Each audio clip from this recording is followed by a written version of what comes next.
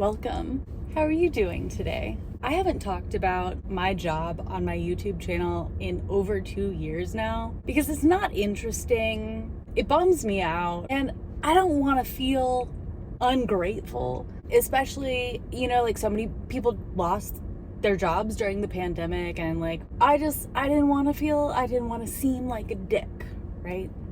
I am a dick, but I wanted to keep my composure. But if you want to know the truth, the fact of the matter, the truth of the nature all day long is that we're gonna get into this because my job done goofed. They fucked with me on the wrong day. Of all of the days of the years that I've been with them, and it's been annoying and irritating and bullshittery. Those have all been pretty acceptable days for them to fuck with me. Today is not the one. Today is not the fucking one. And I'm going to tell you why. April 11th, the 20-year anniversary of the death of a good friend of mine, and her sudden passing traumatized the fuck out of me, and it kind of ruined my life. I mean, I don't know how else, it's caused lasting issues. It changed the entire course of direction for my life. It really has warped me in ways that, I'll never be who I was before. I talked about this in a video I made last year where I went to visit her memorial site, her grave. And so I was prepared in advance. I knew this wasn't going to be a good day for me. But the problem with my job is that they don't prepare anything in advance. Or if they do, they don't tell anybody about it. Because anytime we have meetings at my job, it's never like, hey, we're going to have a meeting at this time on this day in the conference room or the other conference room. No, it's like you get into work and within 20 minutes, there's just an email being like, we will be having a meeting in 30 minutes. And you're just like, oh, fuck, man, I just got here. You've already ruined my whole day. Because by now I know what these meetings are. Day ruiners. Waste of time. Day ruiners. And this was not a day for them. This was a day that was already ruined by someone I loved. And I tried so hard to save her life. You are not going to outshine day ruining. You're not going to do it. So what I want to do is dedicate some of my bad day to remembering and memorializing my friend Tracy Crossett. However, we gotta do something first. If you don't know, now you know, my sister is fat. And she's fat because she's pregnant. So I have been keeping track of her pregnancy in the size of produce, right? Every week, I text my sister on Monday, new week, new fruit, new week, new fruit. She replies letting me know the fruit of the week. Every week I go to the store, I find the fruit, I hold it in my hand, I send her a picture and I say, fruit of the week. That is my game. That is what I've been doing for months. That is what I will be doing for several more months while my sister continues to get fat. So I left my fuck-ass job. I came down here to the Central Market and we are going to find the fucking fruit of the week. Now, forgive me if I'm a little weird about filming in the store. Their staff is like flies on the wall, always just looking at you, which is, a good for them, They're I guess, I don't know. But we're gonna head on in there and find ourselves a spaghetti squash. And then we're gonna text it to my sister. And then we'll come back and get into the legitimate reasons for my low mood. Because my bosses barely deserve the fucking time of day that they get from me. They definitely don't deserve to have the entire time of my day to just be bad when they're not paying me for that time that I'm feeling bad. Get fucked. I'm filming in public and this feels weird every time I do it, which is why I usually don't do it. Hey, look at this guy. Look at him. So I felt weird for filming him because he didn't consent. So I turned off the camera and I told him I like his style. Because he had a cool little thing that he was riding on. A little security. Kind of like a tricycle. I don't know what you call him. there's me.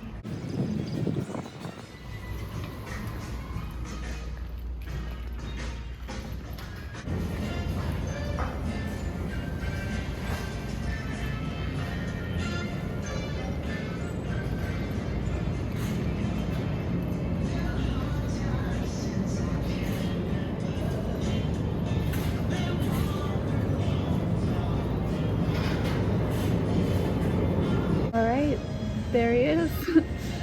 That's my nephew. He's big. He's kind of heavy. Okay, we got what we came for. We can leave. We did it. We got our fruit of the week. This is very exciting. My nephew fruit is getting a little bit too big to fit in my hand. Just disappointing. I was very proud of like my big hands had their time to shine, holding up all those fruit of the weeks. But I'm gonna get in my car. I'm gonna text it to my mom and my sister, and we're gonna finish this thing out with the important part of this day. Tracy Crossett. Right, I sent the picture to my mom, my sister, and then I figured since I'm in this part of town, I'm just gonna order from the Chipotle down the street. So I put in my order online, and what I'm gonna do while they make my fucking burrito is talk about Tracy.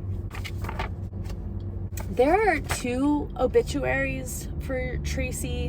One was written by her family, who I am not the biggest fan of. And then the other one was written by the Austin Chronicle, and they covered it because it was the death of a local musician. But I guess to be more charitable to Tracy's family than they've ever been to me, we will read that one first. So here we go.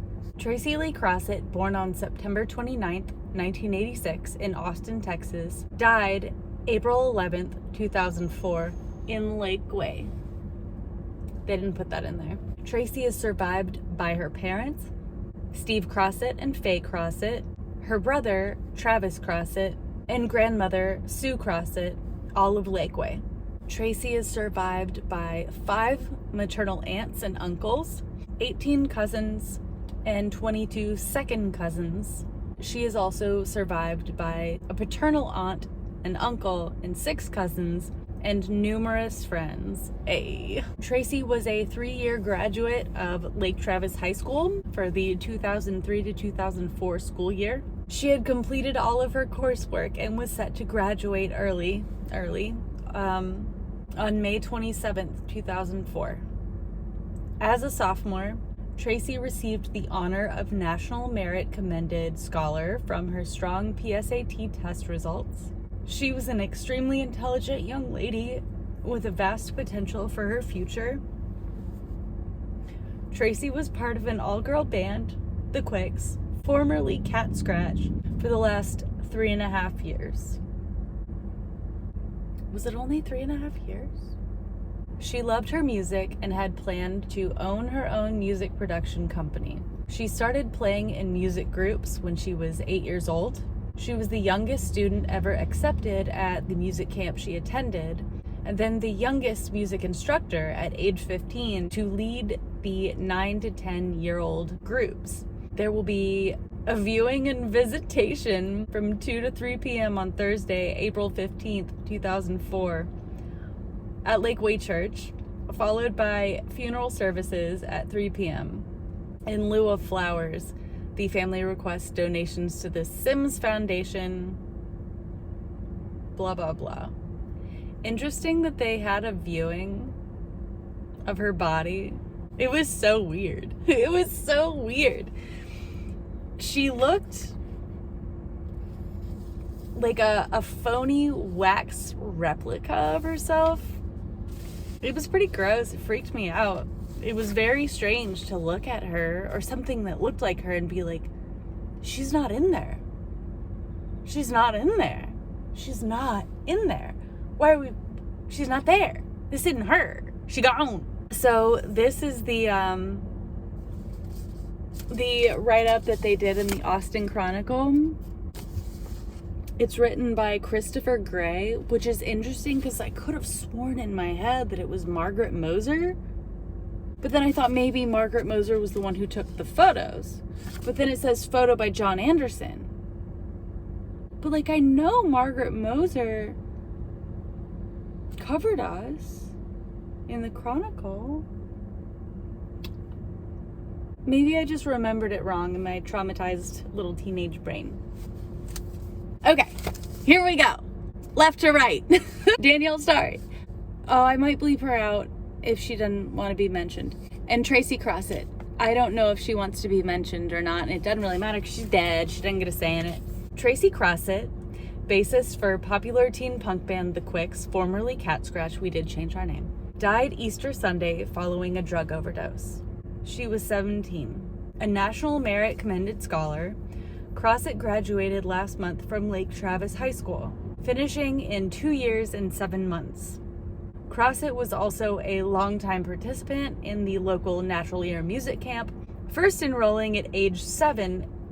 See, they got this shit more correct than her mom did. First enrolling at age 7, which is true, and eventually becoming camp director Michelle Murphy's assistant last summer. She pretty much took over the beginning groups, Murphy said on Monday. Murphy remembered Crossett as much more than a star pupil.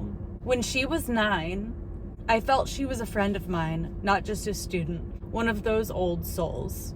Beware of people who say that about kids. But Crossett, who interned at Tequila Mockingbird last year, she did do that as like a 16-year-old. She interned at Tequila Mockingbird. Planned on starting classes at ACC this summer and wanted to start her own music production company. She did. She had a plan. She had a plan.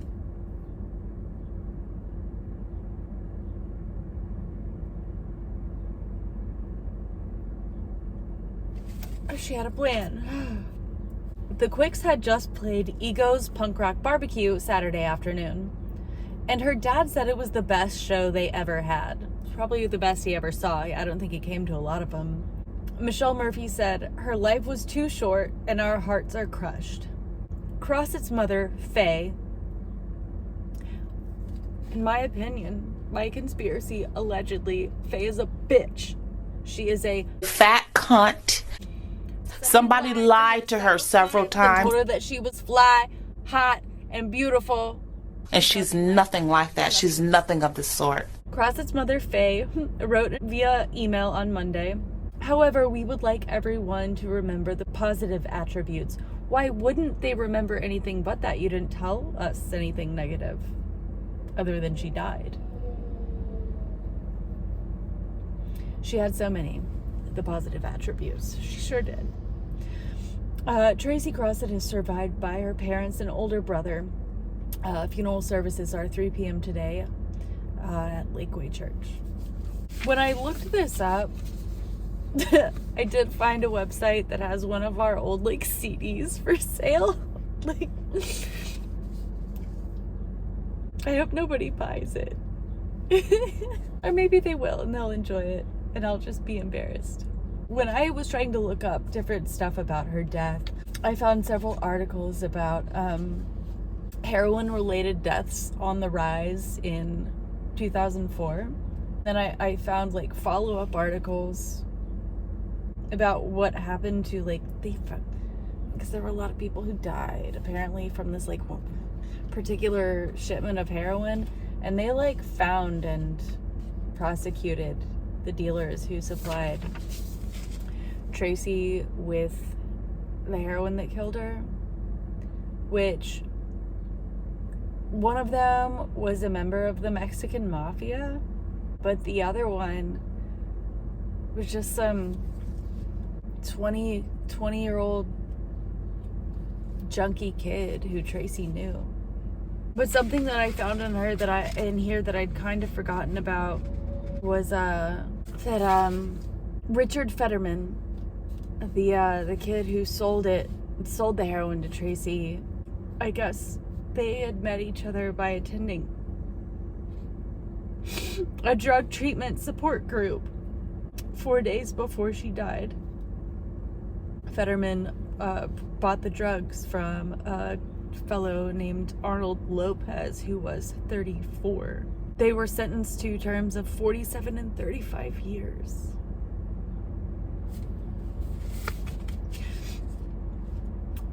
For their role in supplying heroin to a teenager who died.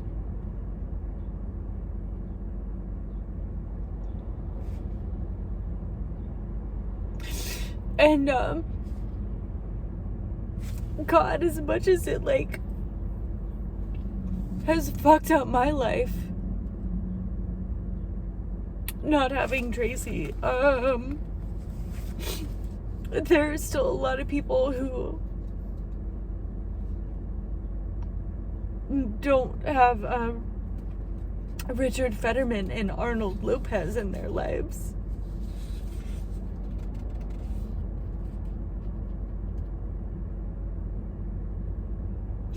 And I feel sad for them.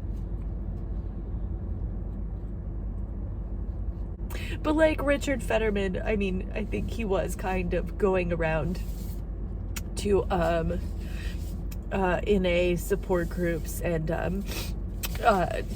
trying to find customers. Because if you need to find someone to buy your drugs, NA groups are a great fucking place. But I don't know if that was his intention. I really don't know, and I don't remember. And there's no way to know for sure, I don't feel like, anymore. But, like, it was, I think, entirely possible, maybe, that, like, they were both at the NA meeting together or something. And they talked, and they bonded, and then they both were kind of like, oh, shit, you want to relapse together? But then again, they didn't relapse together. He sold it to her, and she shot it up and died alone. And her father found her on the bathroom floor at approximately 6 a.m. on Easter Sunday. So if today's gonna be a bad day, it's only gonna be for Tracy. Fuck a job. I'll find a new one. They're more replaceable than I am. So I'm going to go pick up my Chipotle that I ordered under the name Spunky, because that is what Tracy called me. I'm gonna go home and I'm gonna eat it, and I can dissociate. So I want to thank you for listening. I feel like forgiveness is very important, so I want you to forgive yourself for the time that you have wasted watching this video. I hope it wasn't too much of a bother for you. And have a good day. And forgive me for crying.